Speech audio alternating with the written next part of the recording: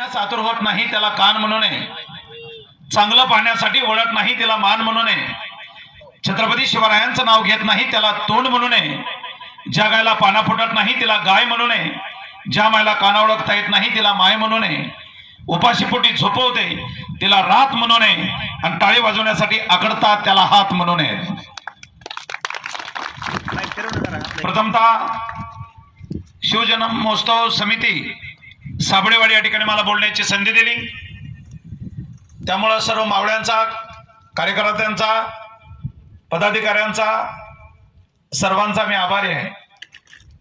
मी चांगलं बोललेली छत्रपती शिवाजी महाराज, राष्ट्रमाता जिजाऊ संभाजीराजे यांना दिलेली बुद्धी असेल, ओघामध्ये एखादा शब्द चुकीचा निघाला तर उदाहरणार्थ करा, माझा बुद्ध्यांक मी समजून मला क्षमा कराल अशी आशा बाळगतो. मी माझ्या विचाराकडे जातो.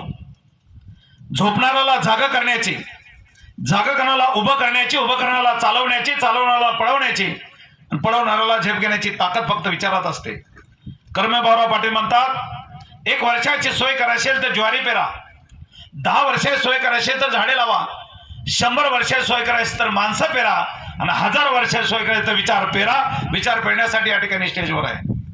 का बरं विचार करावे, का बारशून या ठिकाणी यावं, काच या ठिकाणी शिवजयंती उत्सव साजरा या ठिकाणी करावा, का तुम्ही या ठिकाणी येऊन ऐकायला बसावं, का मी बोलावं, या सर्व गोष्टीला कारण असतात. ती अशी, लाकडाला जोडायला फेविकॉल लागतो, इटाला जोडायला सिमेंट लागतं, कागदाला जोडायला डिंक लागतो, कपड्याला जोडायला दोरा लागतो, लोखंडाला जोडायला बिल्डिंग लागतात, तर माणसाला जोडायला शिवविचारच लागतात. त्याशिवाय माणूस जोडला जाऊ शकत नाही. माझा दावा आहे, दानं नसलेली कणसन, विचार नसलेली माणसं याला जगात काडीची किंमत नसते. ज्या कणसाला दाणे नाही त्याला बाजारात किंमत नाही, ज्या माणसाकडे विचार नाही त्याला समाजात किंमत नसते. अशीच विचारणं माणसं जोडण्याचं काम मी 22 जिल्ह्यात आणि 2 राज्यात माझे प्रोग्राम होत आहेत. शब्दाकडे लक्ष द्या.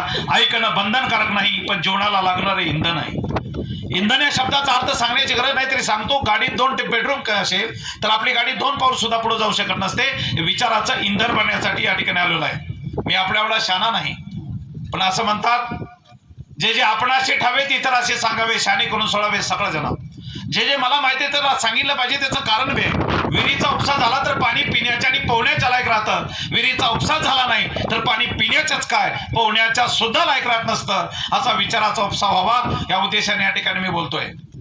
या ठिकाणी ऑन द स्पॉट एवढ्या कमी वेळेमध्ये सुद्धा एवढ्या जबरदस्त कार्यक्रमाचं नियोजन केलं, त्यामुळे सर्वांसाठी प्रचंड टाळ्या वाजवून स्वागत करा.